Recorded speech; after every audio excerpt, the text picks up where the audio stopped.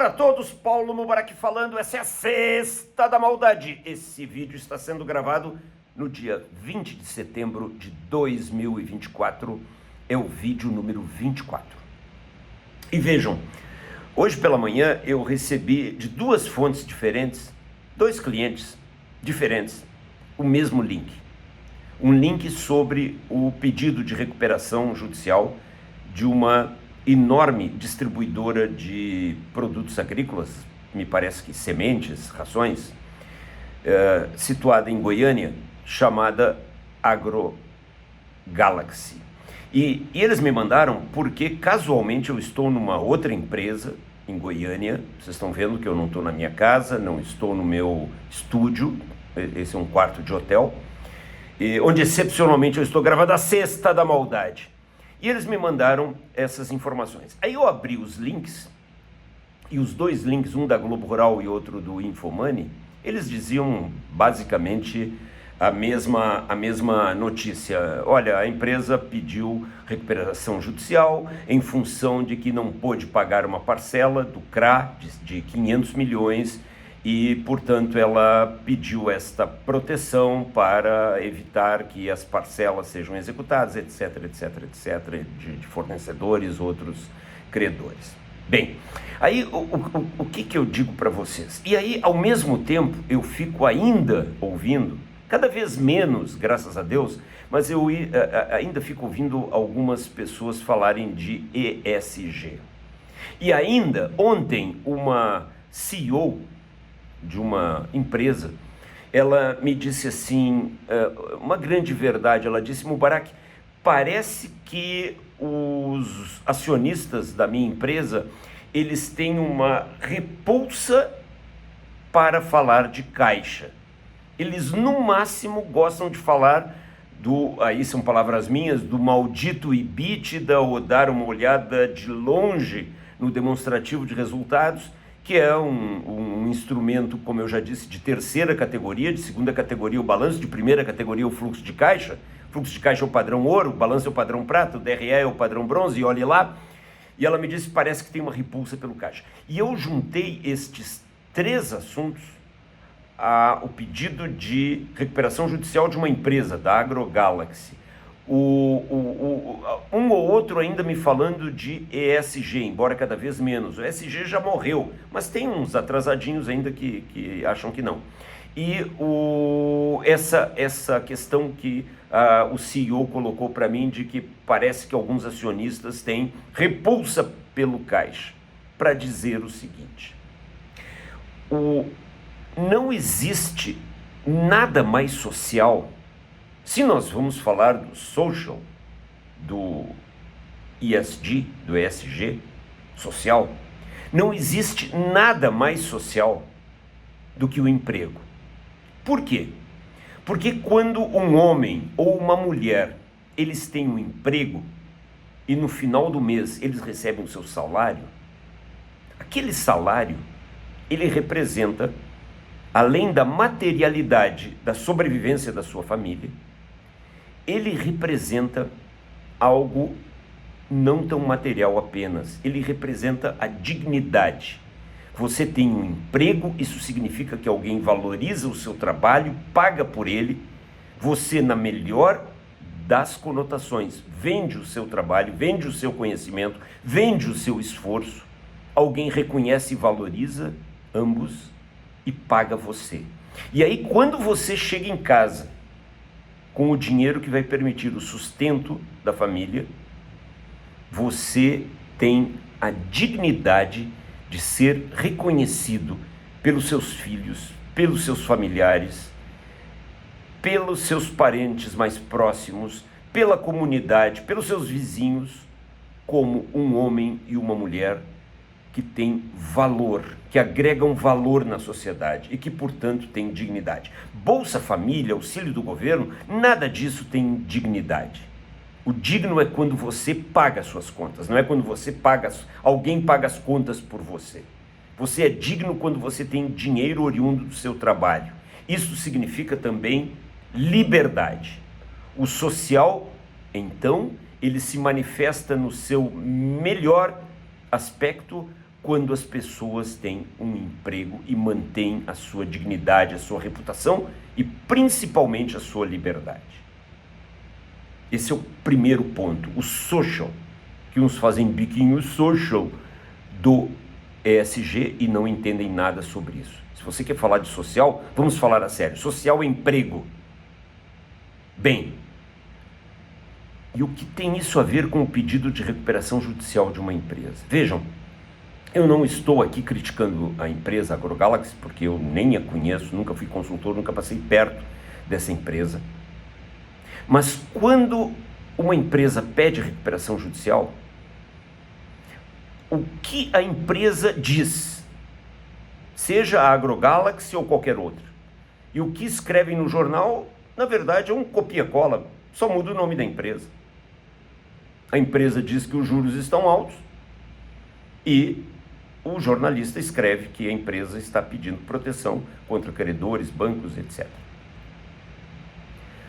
Eu entrei na central de resultados da AgroGalaxy, porque a notícia, tanto no Globo Rural quanto na Infomoney, diz que a empresa tem crise financeira desde 2022, 2023. E eu fui olhar naqueles demonstrativos que tem 150 páginas e que a maioria do que está ali é lorota, é bobagem, e não sei o que do patrimônio, e não sei o que de valor adicionado, isso tudo é lorota. Eu apenas fui nos demonstrativos financeiros e, como vocês já sabem, especialmente no fluxo de caixa. E olhando os números da própria AgroGalaxy, não são meus, são os números que eles colocaram no site deles, eles são uma empresa de capital aberto, você vê que a empresa nos últimos 4 anos, não é no último ano, crise financeira, nos últimos 4 anos, a empresa faturou, são números aproximados, não há nenhuma necessidade de precisão absoluta aqui. A empresa faturou aproximadamente 30 bilhões de reais e gerou caixa operacional de apenas 75 milhões de reais.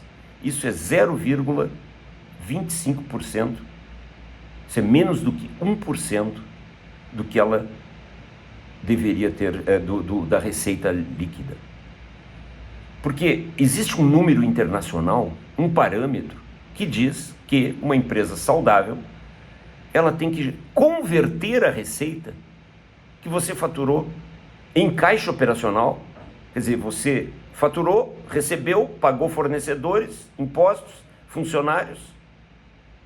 Isso é o caixa operacional. Pelo menos 10%. Pô, uma empresa faturou 30 bilhões, pelo menos deveria ter convertido em 4 anos 3 bilhões. 1%, 300 milhões. 0,25% foi o que ela converteu, 75 milhões.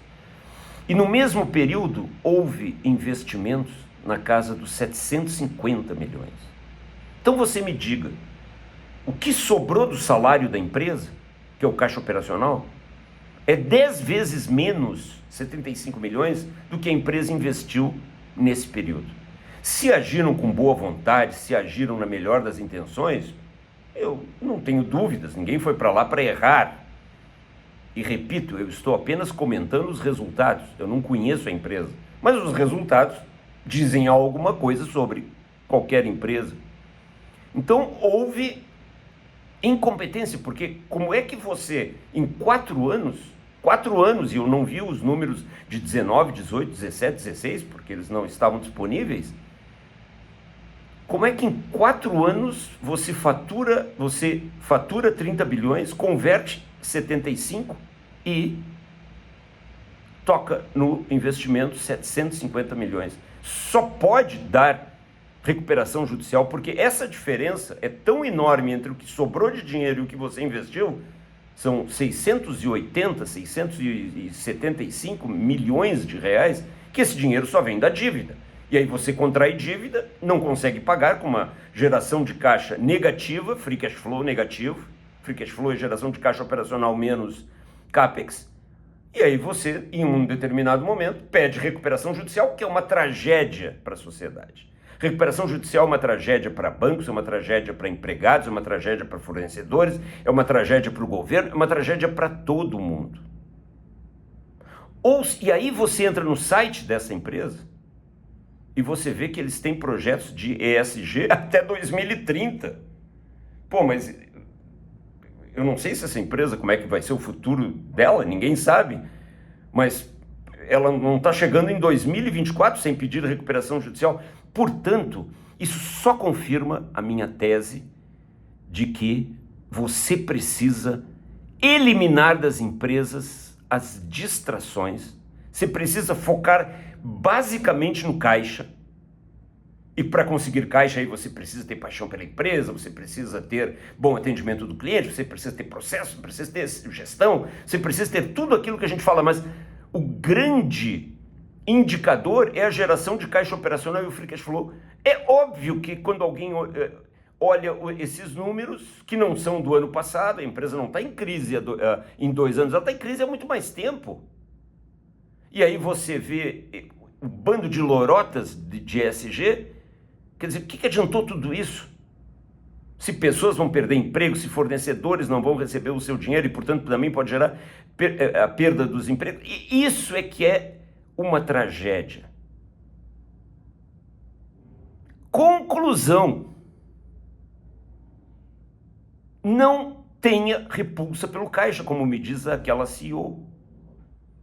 Não permita que isso aconteça na sua empresa. Qual é o plano de ação oferecido pela cesta da maldade? Comece o planejamento estratégico para 2025 sem ficar falando demais em propósito, visão, missão, ESG. Não fale disso. Fale como gente grande, fale de dívida, fale de geração de caixa operacional, fale de necessidade de capital de giro, fale de CAPEX, fale de free cash flow, fale daquilo que você pode investir, o que não pode investir. Planejamento é para definir prioridades, e prioridades é alocação de capital. Comece o seu planejamento como gente grande, falando do caixa, de todos esses indicadores que eu falei agora. Paulo Mubarak gravou A Cesta da Maldade, vídeo número 24, em 20 de setembro de 2024. Até mais.